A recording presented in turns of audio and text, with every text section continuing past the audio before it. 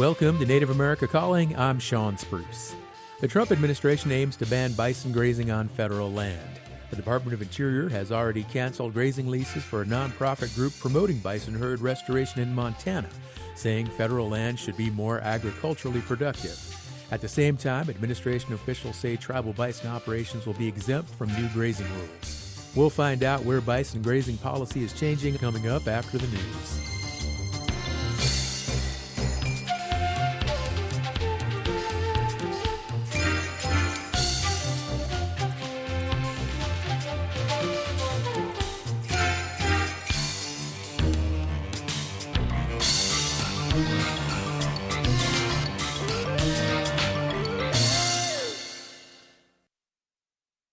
This is National Native News. I'm Jill Freitas. Across the United States, there are over 575 federally recognized American Indian tribes. According to the U.S. Census, Native North American language use fell by 6% from 2013 to 2021.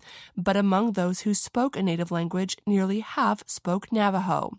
KUNM's Jeanette Didios spoke to a Dene software developer who has created a mobile app to help preserve the Navajo language. Albert Haskey, who's Dene, spent 2 years building the app Dene Bezod with a group of Navajo employees. I'm making it for us, and that's the primary goal. Haskey says he learned the Navajo language at a young age, but in 6th grade, he transferred to a non-Navajo language school. I kind of always missed it and always wanted to figure out how to reintroduce it into my life, but also try to reintroduce it to a lot of other people's lives. Haskey says users can build their own curriculum and includes fun tools like the word of the day. He says the app differs from other language apps because this one has richer content. I've showed them multiple times, but they just couldn't find anything to work with me. A representative from the Department of Dene Education said Haskey talked with members within the department and that they are open to working with interested parties on preserving the Dene language. Haskey says he's in talks with other tribes to create language apps for their members.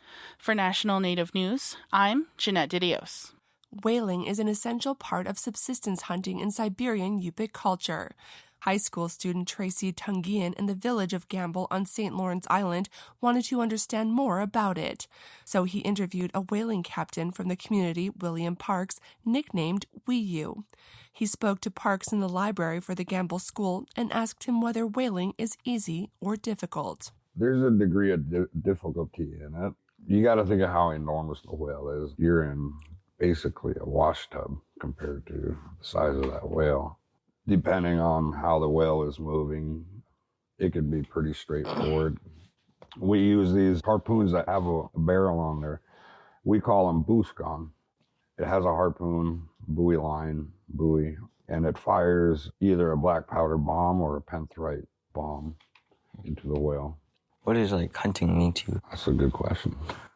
To me, hunting is mostly about survival. It's about tradition, and it's about feeding family, which is the most important part of life, in my opinion. Was it easier hunting back then, or? Seasons were more predictable. Weather was more predictable. Nowadays, with lack of ice, bigger storms, shorter opportunities to head out, I think it's more difficult now compared to back then. I know that everybody that goes out hunting isn't doing it for fun or sport. They're doing it in means of trying to harvest food as people, as the community. Hunting is part of our nature. It's been for thousands of years. Why is catching a whale so important for Gamble? I think it's important mostly because the size of the catch. There's enough to feed everybody. It's an opportunity to feed the community, to have a community gather. Whaling has been part of our culture since the first whale swam and man saw it. It was a means of survival. That was William Wee-U Parks speaking with high school student Tracy Tungian about his work as a whaling captain. They both live in the village of Gamble on St. Lawrence Island. Tungian produced the story with former KNOM reporter Wally Reyna and Alaska Public Media's Rachel Cassandra as part of a grant-funded collaborative media project. You can find out more at alaskapublic.org. I'm Jill Freitas.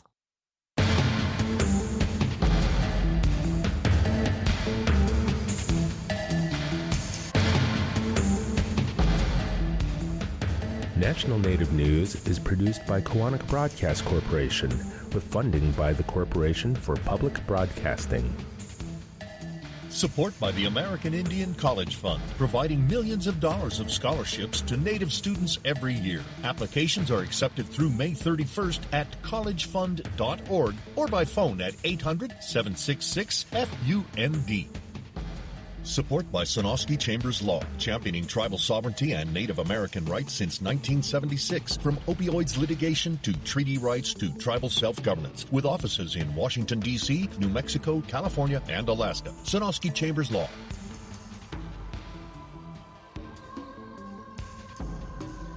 Native Voice One, the Native American Radio Network.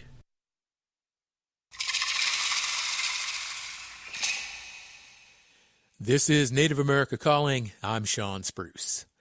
The Bureau of Land Management, or BLM, is shifting away from bison conservation and public land protection, alarming many tribes and Native conservation groups. Recently, the BLM ordered the nonprofit organization American Prairie to remove 900 bison from federal allotments in Montana. For more than 2 decades, American Prairie has been buying land to help revive bison herds. However, the federal government maintains that grazing on public lands is reserved strictly for domestic livestock raised for commercial meat production. The federal government's latest decision has drawn both criticism and praise from conservationists, cattle ranchers, and tribes. At the same time, the BLM is also rescinding a Biden-era rule that gave conservationists equal footing with resource extraction industries and cattle ranchers in decisions about public land use.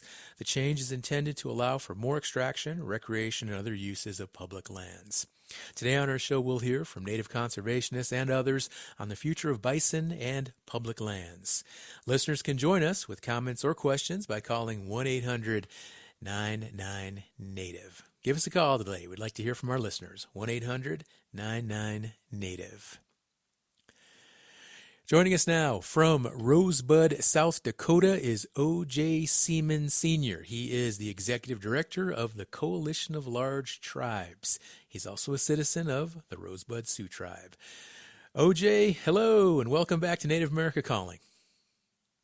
Oh, good morning.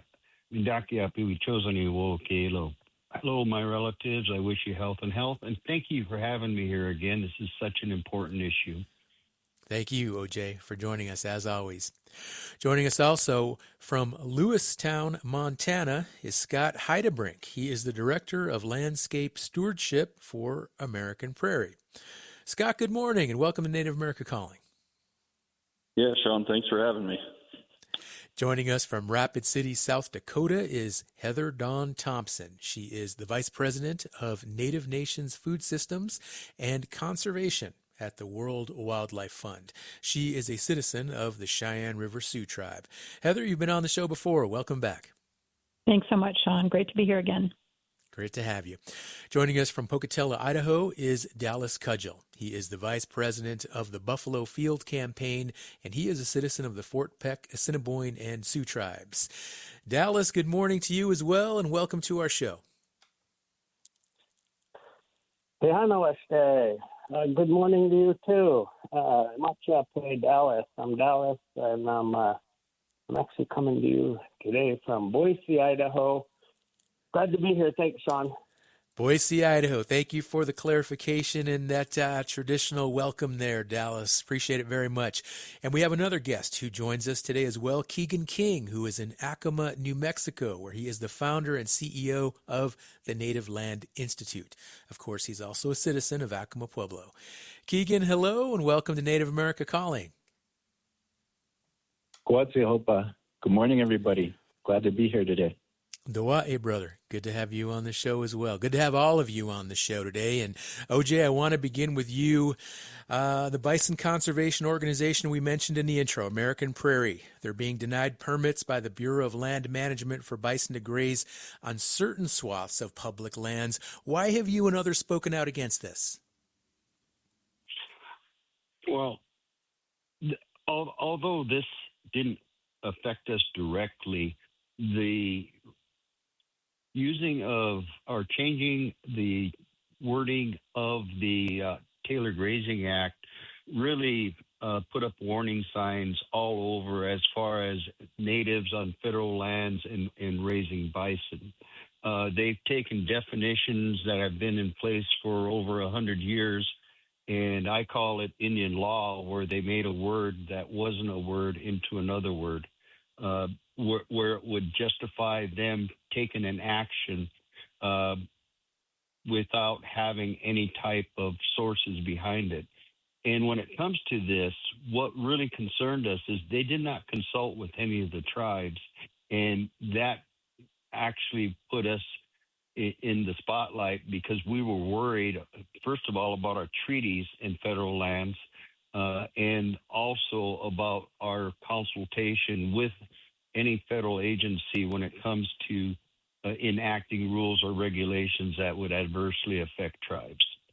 Okay, OJ, thank you. Now, in a statement to the news site South Dakota Searchlight, you said that we should not have the federal government saying only cattle get affordable BLM leases, and you made a statement that caught a lot of eyebrows. I think you said this is essentially DEI for cattle. I think that caught a lot of folks' attention. Now, cattle grazing right now, do you see it getting more of a priority with regard to grazing on public lands than bison right now? And if so, what's the harm in that?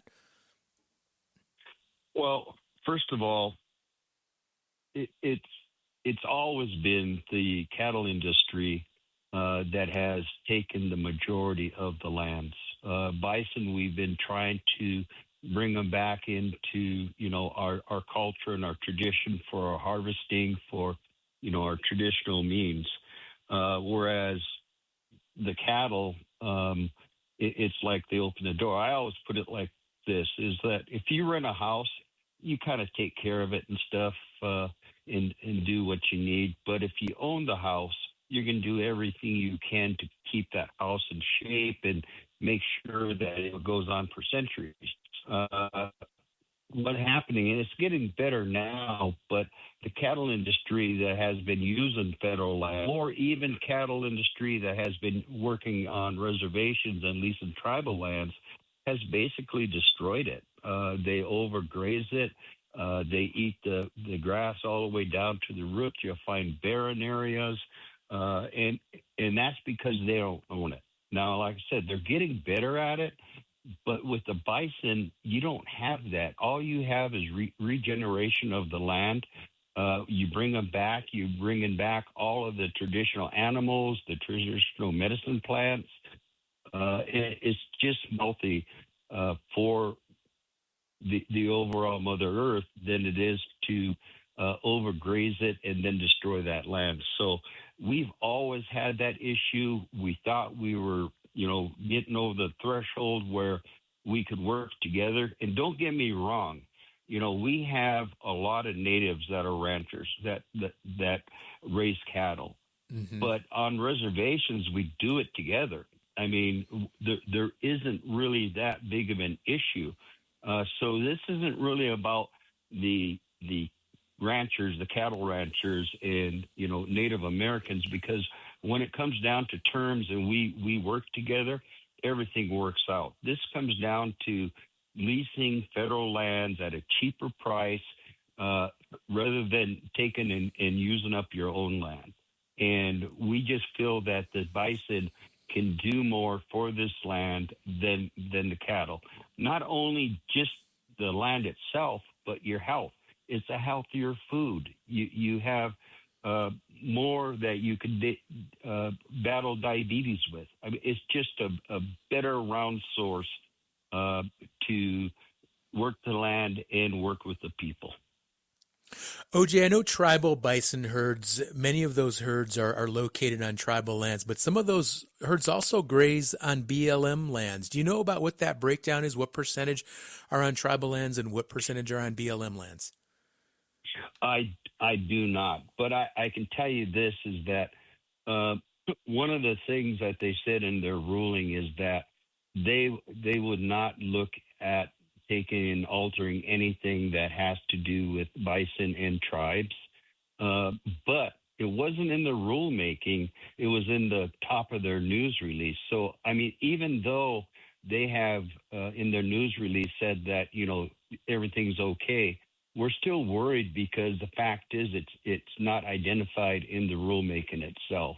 So until we're able to cross that line to find out whether they're just putting it in there as a advertisement, or that they truly mean to work with us and allow us to raise our bison within the federal lands, then it's still a question mark. OJ, you and some other folks met with Interior Secretary Doug Burgum. What did he say about his priorities toward bison restoration? He was actually very positive about bison restoration and working with tribes.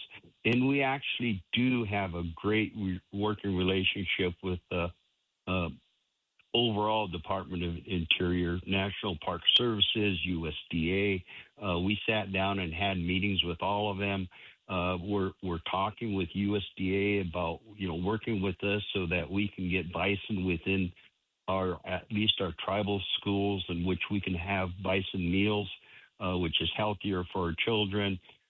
They are working with us in trying to improve not only the health, but the economics that are around raising bison.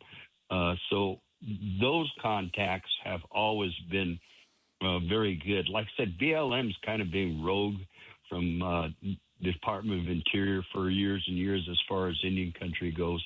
They tend to do things without consultation, whereas the federal agencies, we've always had real good consultation and meetings with them, and really education when we are able to talk together. And it's not a, who does who, it's who can help who. We've had nothing but great working relationships with the federal agencies. O.J. Seaman Sr. kicking off our conversation today. He is the executive director of the Coalition of Large Tribes. We did reach out to BLM for comment, and they directed us to a press release which contains the following statement. To be clear, the BLM is not evicting hundreds of bison from Montana. The BLM is simply rescinding grazing authority for American Prairie's bison under these permits and does not preclude American Prairie's herd from occupying their private land. The Department of the Interior continues to support bison conservation and management efforts across federally managed lands in partnership with tribes and state governments, regardless of the status of any individual grazing permit. We'll put a link to the press release on our website. Stay with us.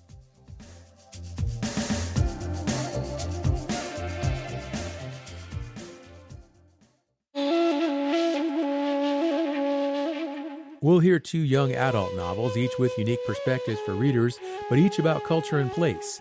Native Hawaiian author Keala Kendall just released a horror novel with a Native protagonist, and Navajo author Brian Lee Young's debut young adult novel is a grounded exploration of one student's struggle to keep up in a new environment.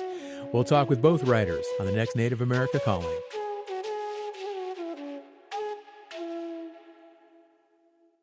Who protects Indian country? Amerind does. As the only 100% tribally owned insurance carrier, Amerind helps strengthen tribal communities by providing reliable insurance coverage and keeping dollars in Indian country.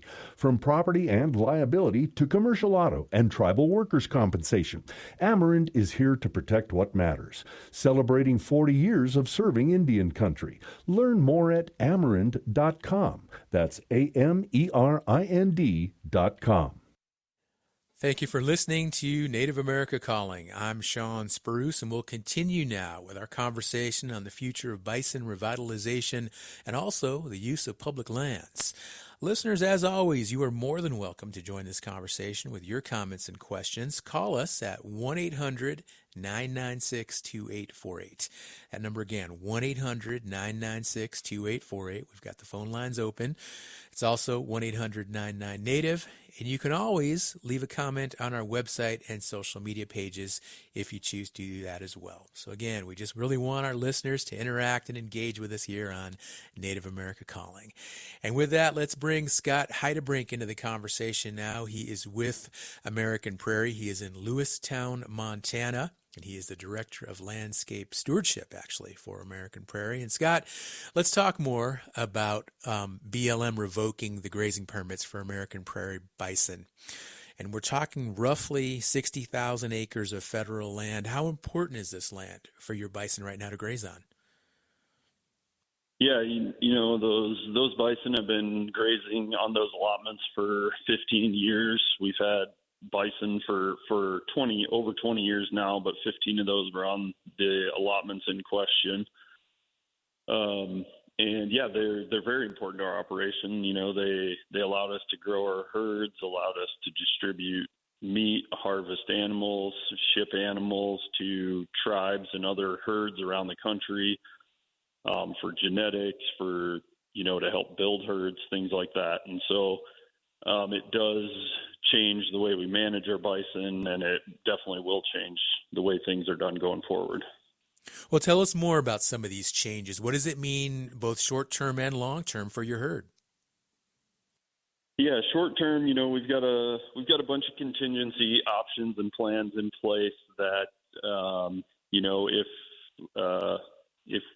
and when that date comes, we will remove the bison if we have to, and you know, we have the ability to do that. But then, you know, looking out long term, it does really inhibit us from growing our herds to numbers where they're ecologically significant on the landscape, but also inhibits our ability. You know, we won't be able to grow as many bison, therefore we won't be harvesting as many bison, we won't be shipping as many bison to other herds.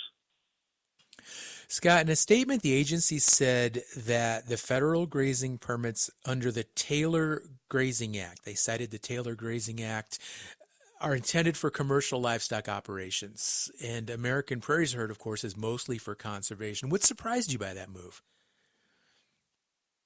Yeah, it was surprising, you know, when that proposed decision came out, because, you know, we've been doing this for 15 years, and at no point did anyone tell us, nobody from the BLM ever told us we didn't fit into this definition. We've been operating under this foundational document, and you know, we were never told otherwise. And so we have built this successful bison operation with these permits, and, you know, that has allowed us to benefit bison conservation, benefit people through harvesting bison and shipping out meat. And we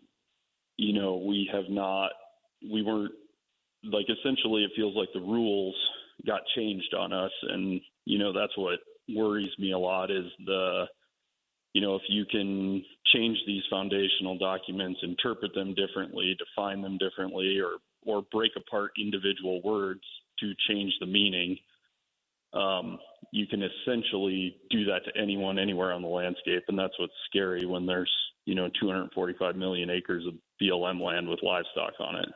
Mm-hmm. Now, the Montana Stock Growers Association, they praised the decision. Is there any way forward, do you think, for your organization and for cattle ranchers to reach some sort of a compromise and both parties be satisfied with how these public lands are accessed and used?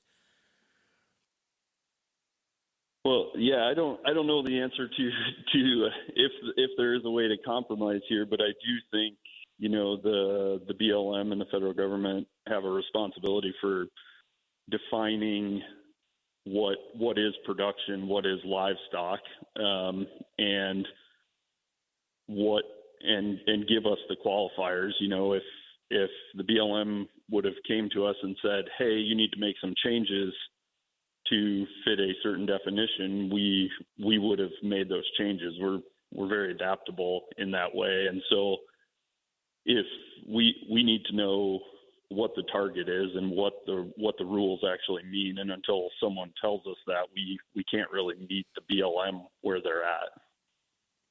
Scott, what kind of relationship does American Prairie have with Native American tribes? You know, a lot of different partnerships. A lot of those are centered around bison.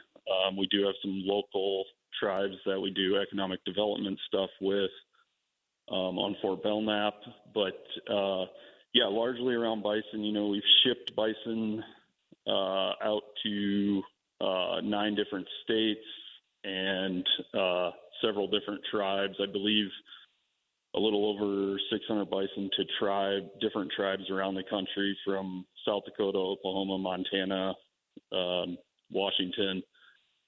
And then we also have a partnership with Rocky Boy tribe, or the Chippewa Cree at Rocky Boy here in Montana, where they lease some of our private land from us, and they raise bison for their bison program on American Prairie lands. And so, yeah, a lot of different stuff going on, but those are the major ones. And your ultimate vision, you and your other stakeholders, what is the American Prairie's ultimate goals here, and where do tribes fit into that vision?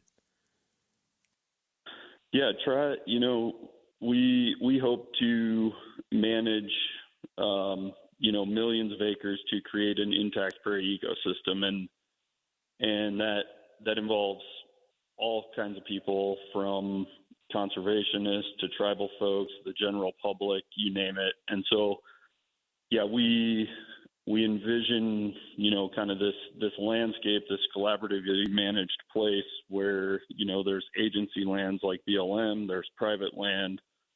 We have neighboring reservations like Fort Belknap, Rocky Boy, or Fort Peck, where, we can partner on different initiatives or different things, as this place and this ecosystem grow.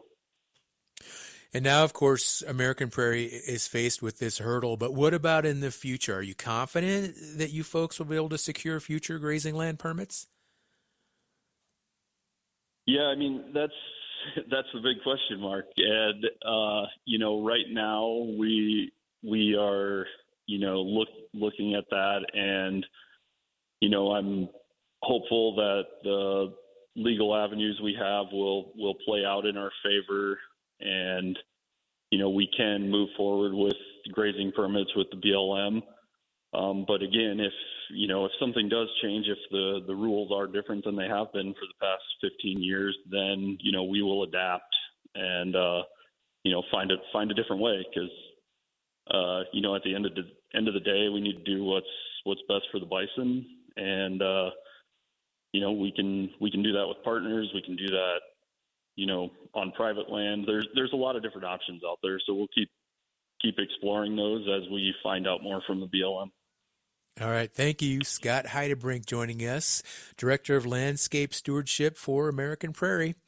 And listeners can join us as well, 1-800-996-2848. Perhaps you're involved with bison restoration in your tribal community, and you can add to this discussion. If so, we would sure like to hear from you and any other listeners who would like to join the conversation. Again, that number, 1-800-996-2848.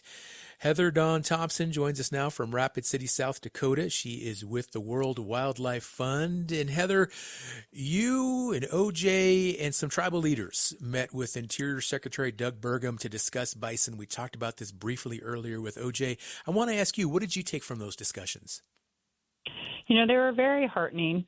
He was very clear that he's incredibly supportive of tribes and bison restoration. And while there have been some difficulties with Department of Interior decisions, I do think there's a path forward. I think it's challenging that both the decision regarding American Prairie and the regulation that came out on grazing do impact tribes, but they have stated, and the Secretary stated, that was not the intent. So I'm hopeful that there's an opportunity there to get some amendments so that the language meets the intent. Tell us more about the current arguments right now between cattle ranchers and tribal bison managers. Do you see any common ground here that folks can tap into to maybe see a positive path forward that'll satisfy both parties? I really do, and I think it's frustrating that it's just a handful of folks that have turned, cattle against bison. As OJ pointed out, on almost every reservation, we have both cattlemen and bison herds, and they live right next door to each other, and everybody gets along just fine.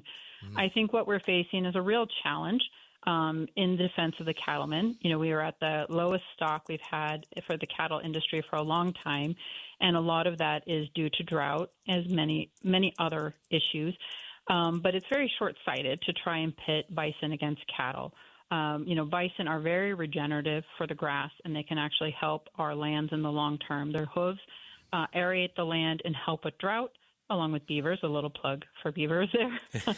And they actually, long-term studies showed that while cattle are good for the grass, they double the diversity of the grasslands. Bison increase that diversity over 100%. And so bison are really, really good for the grasslands. And whether you're raising cattle or bison or you want elk there for hunting, we're all grass-based economies in the Great Plains. And so this is sort of a false fight right now that we are playing into, and it's real unfortunate. So the answer is yes. I think there's a lot of common ground. We all want good, healthy grass. Okay. Creating drama between cattle and bison. Jeez, Drama, who would have thought, We're huh? all neighbors. We can get along. Okay. Well, tell me more about bison management policy, because you're an expert in this field. And tell us also, how much of a difference right now is this current administration taking toward bison than the previous administration we had? It's interesting. First, a shout out to the Intertribal Buffalo Council, who is not on the call today, has really been a leader in this space from bison management for Indian country for decades. I think the big difference is we're sort of seeing a regression. I don't think it's intentional, but it's really short-sighted. We're seeing a regression that is focusing on marketing and focusing on commercial.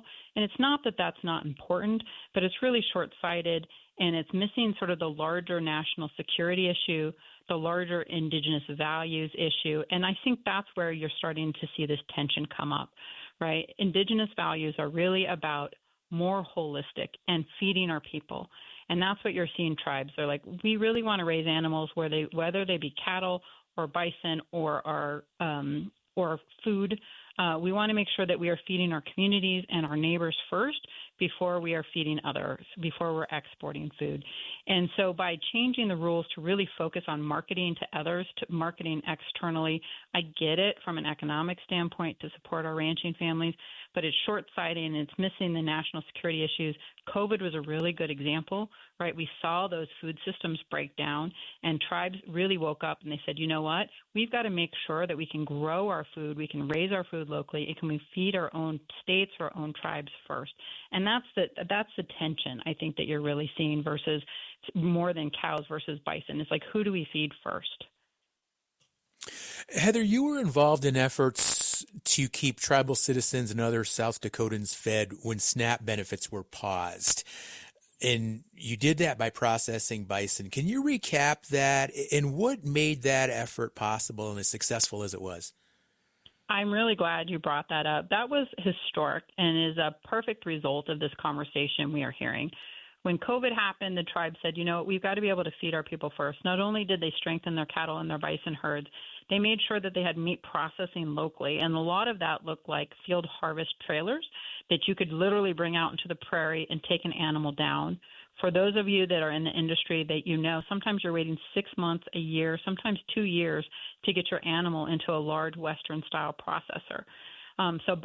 In the last 5 years, we've gone from one of those field harvest trailers to like 15, which has totally empowered tribal communities to be able to process their own protein.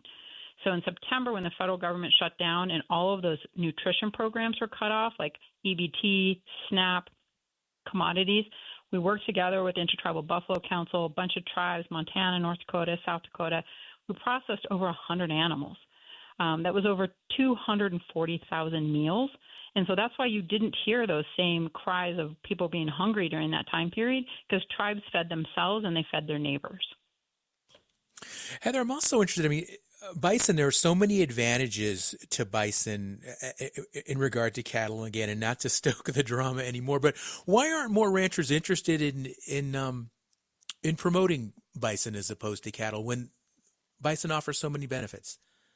It does offer a lot of benefits, and I don't want to also stoke bison versus cattle, but you are seeing a lot of folks transition from cattle to bison. They do require less care and tending. You don't have to help them with calving, for example. They are much more resilient. In South Dakota, when we had huge Atlas blizzard maybe 10 years ago, we lost about 40,000 cattle, and we only lost 40 bison. Because they're used to this weather, they evolved in these ecosystems. They're more drought resistant. In the wintertime, when cattle's metabolism cranks up because it's cold and they're hungry, bison actually slow down their metabolism and they need less food.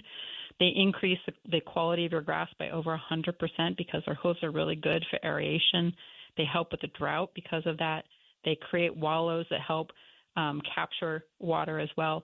So you actually are seeing people transition more from cattle to bison. One of the biggest transition costs is fencing. Not surprising. They're a lot bigger than cows. You're going to need a little bit stronger fence to hold them in, and you're going to need stronger handling facilities. So there is a cost to that transition. All right. Heather Dawn Thompson on the show today, along with our other guests, and she is the Vice President of Native Nations Food Systems and Conservation at the World Wildlife Fund. She's also a citizen of the Cheyenne River Sioux Tribe. We're going to take another break. We'll come back. We'll continue our conversation with our guests, and we have two more people who we have not heard from yet. Dallas Cudgel, who is with the Buffalo Field Campaign. He is in Boise, Idaho.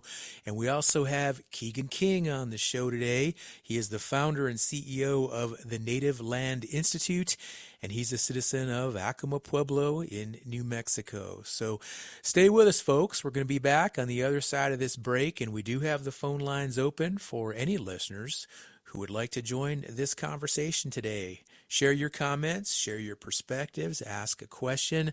Again, we are talking about bison restoration and some changes here coming through with the Bureau of Land Management with regard to access to grazing lands on BLM territory, specifically allotments. So stay with us, and again, join the conversation if you would like to do so and share your thoughts. 1-800-99-NATIVE.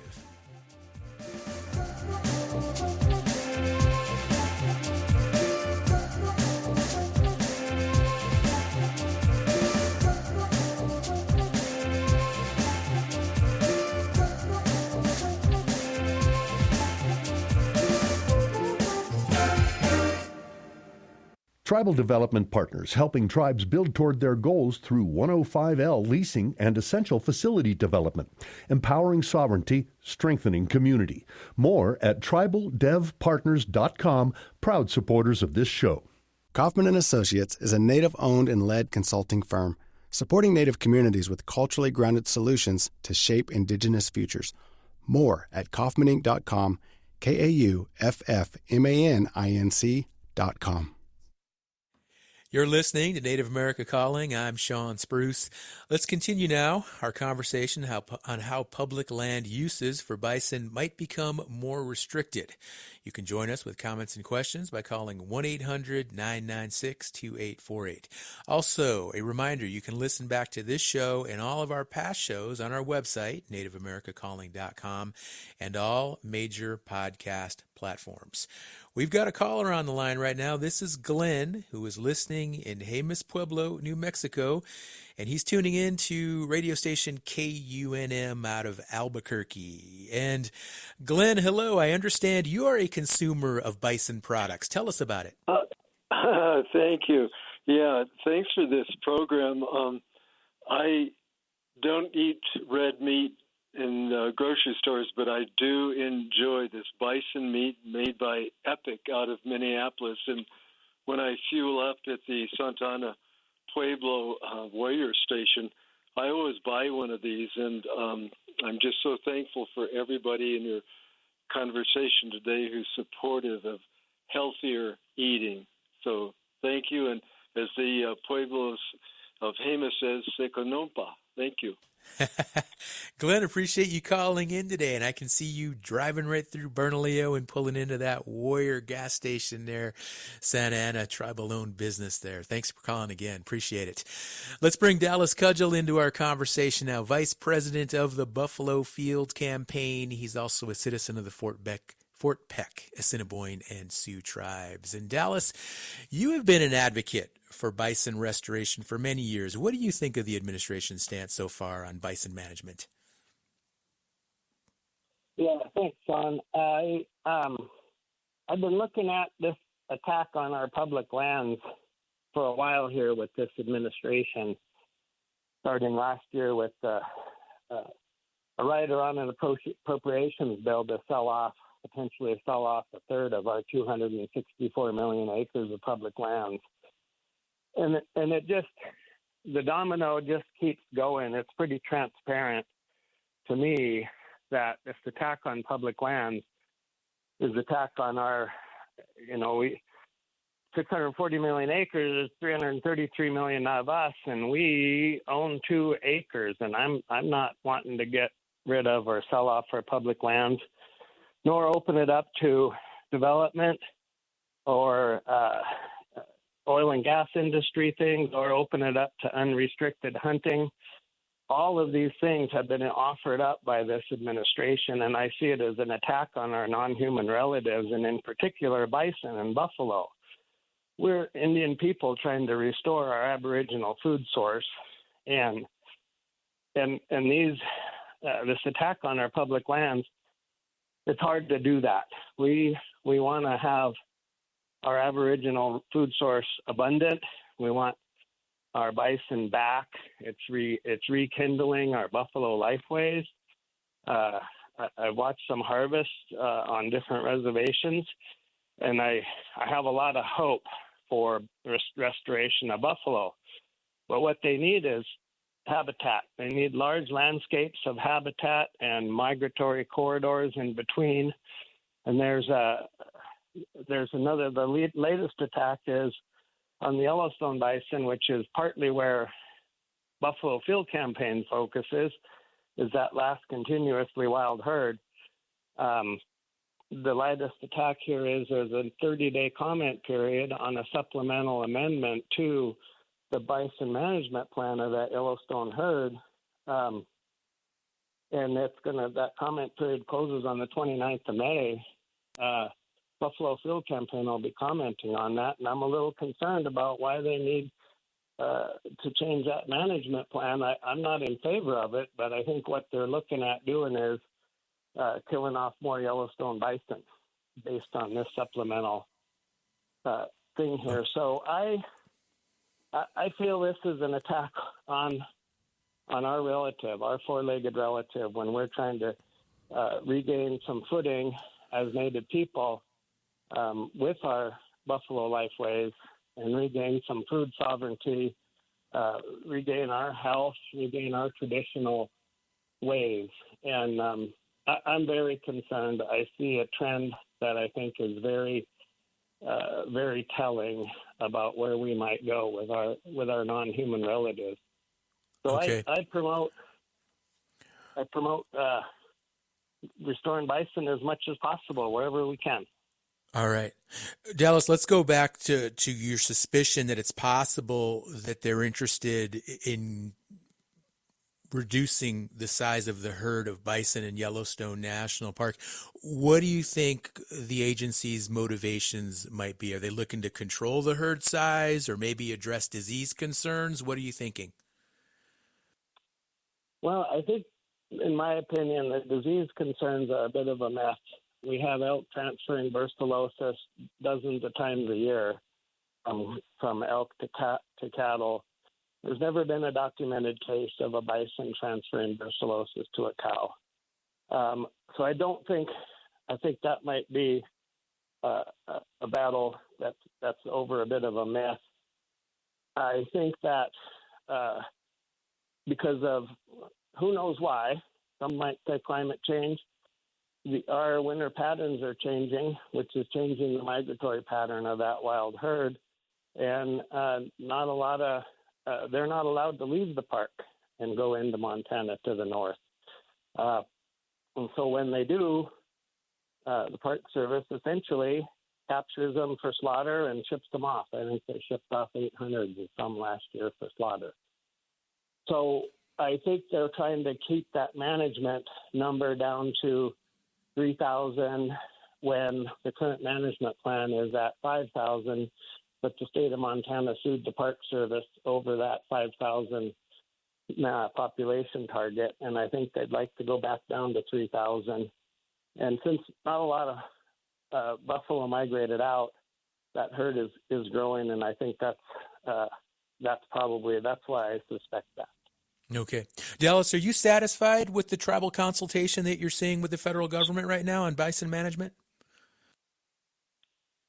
No, I'm not. I agree with our other guests on here that I'm not seeing the tribal consultation that I'd like to see. And I mean, the real type of consultation that needs to happen. And I'm seeing a reverse direction on buffalo restoration. And, you know, there's 500,000 buffalo roaming around alive right now, but only 10% of those are conservation herds. There's half of those, 25,000 approximately, are on tribal lands. And that's great. I love to see buffalo on reservations. I love to see our people going back to our buffalo lifeways. And then 25,000 of those are on places like on private land, either state parks, federal parks, places like American Prairie, Southern Plains Land Trust, Nature Conservancy plots. And all of that is good. That's helping bison, and that's what I'd like to see.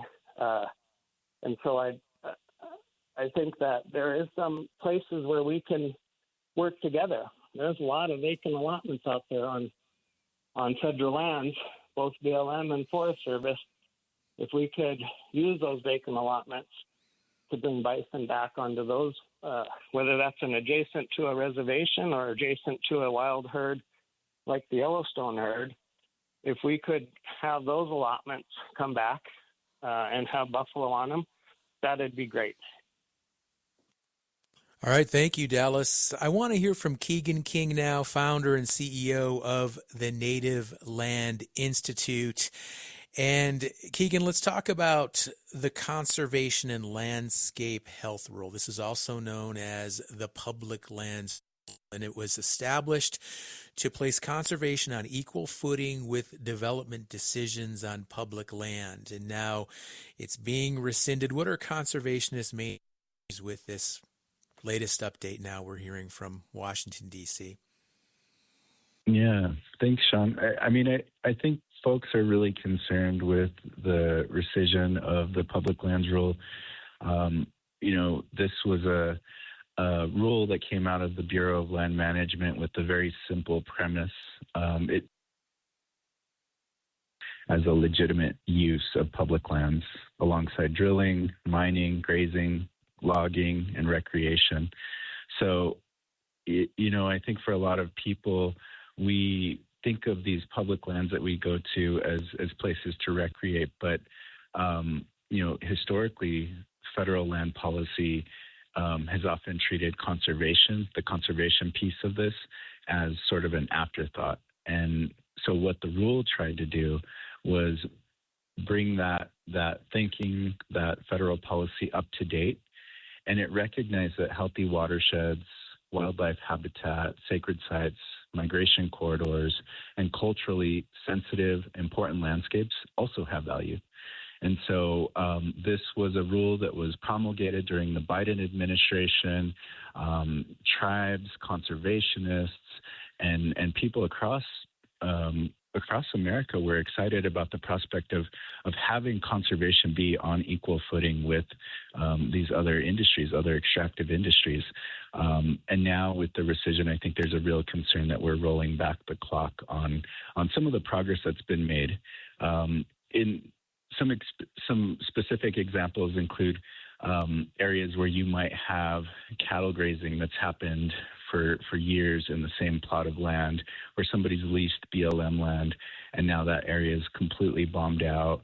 It's a dust bowl. The land needs to rest. Under the public land rule, there was an opportunity to make that a conservation easement, to allow that parcel to rest, to regenerate, to become productive again, while that cattle could then run on other lands.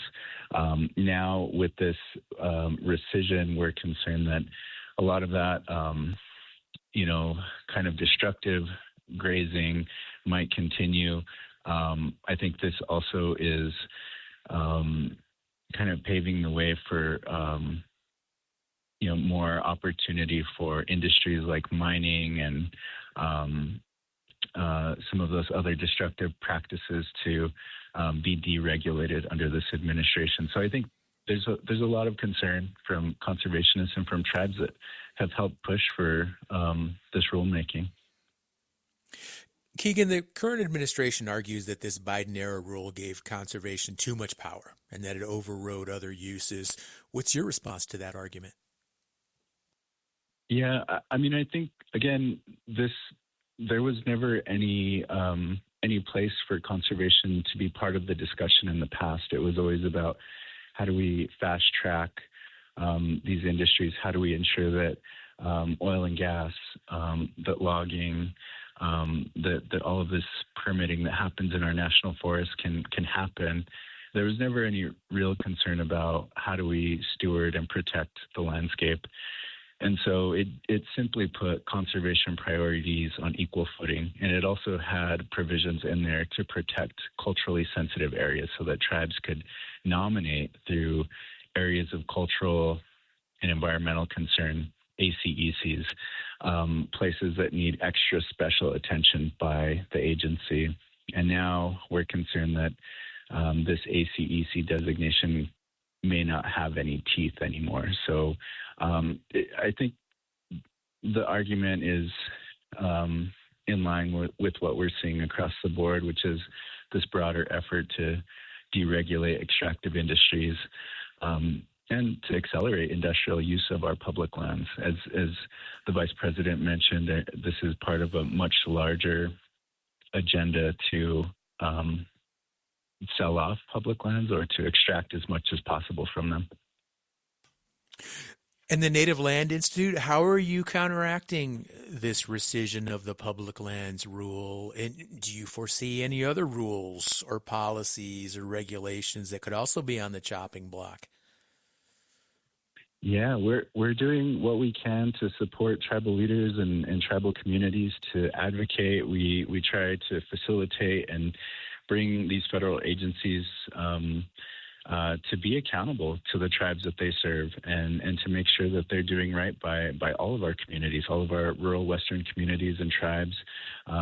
We're actually going to be taking a delegation of tribal leaders out to Washington, D.C. soon to talk about some of these priorities. But again, we're seeing it, in places like Chaco Canyon, where for decades now, tribes across the Southwest and the American public have overwhelmingly supported protections for Chaco Canyon. And now we're seeing an effort by this administration to fast track oil and gas drilling around this incredibly sacred and important site. So I think what we're seeing, whether it's bison or whether it's the public land rule, big changes in Washington, and I think tribes are continuing to do what they've always done, which is lead on conservation, and we're happy to be a part of that.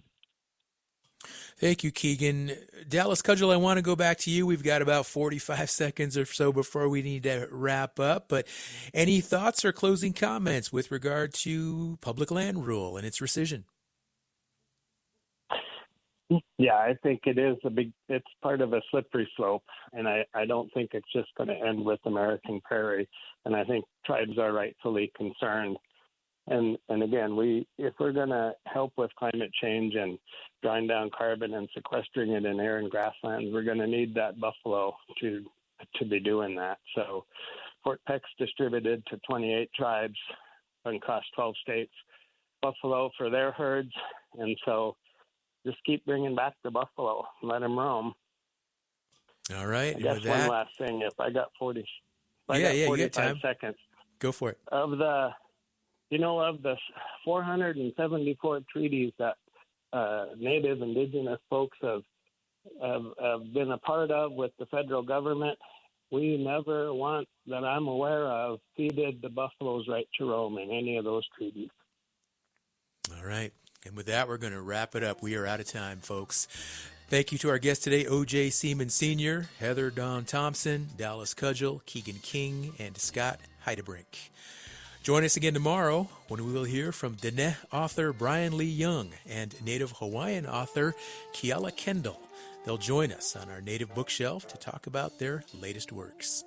Hope you'll tune in. I'm Sean Spruce. You've been listening to the one, the only Native America Calling.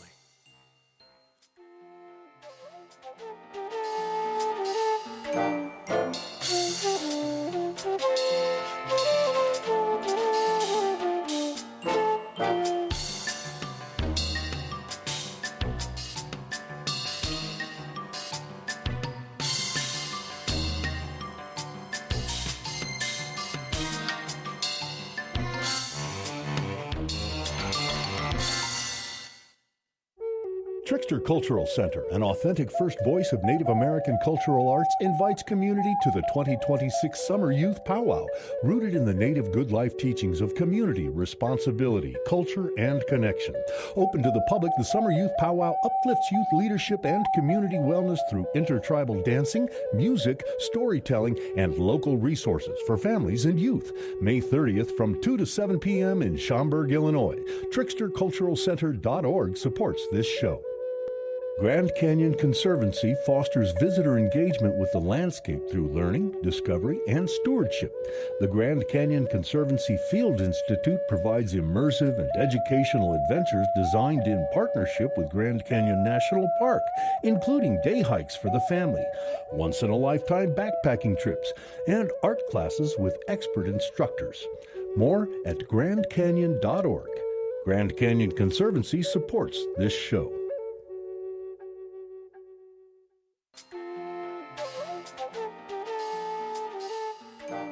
Native America Calling is produced in the Annenberg National Native Voice Studios in Albuquerque, New Mexico by Koahnic Broadcast Corporation, a Native nonprofit media organization.